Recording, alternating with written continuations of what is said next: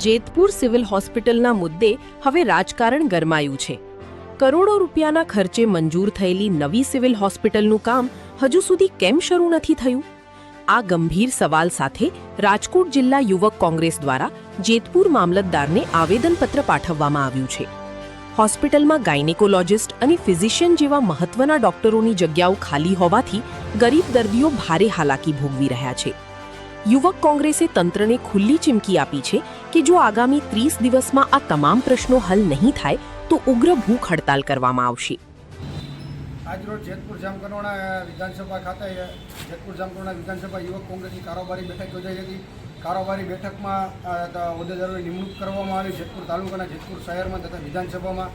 આ કારોબારી બેઠક બાદ એક સિવિલ હોસ્પિટલ જે ગંભીર પ્રશ્ન હતો કે જેતપુર સિવિલ હોસ્પિટલ કે જેનો લાભ આજુબાજુના 3 તાલુકાની જનતા લે છે અને એક વ્યસ્ત હોસ્પિટલ કહેવાય છે, તો એમાં જે નવું બિલ્ડિંગ 2024થી મંજૂર થઈ ગયેલું છે।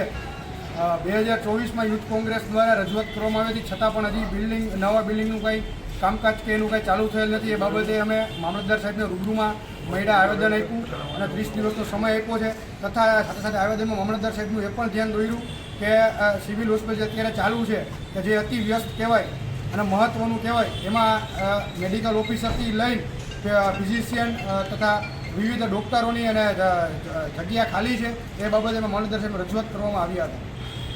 हम हमारा हक मांगते नहीं किसी से भीख मांगते, हम हमारा हक मांगते नहीं किसी से भीख मांगते।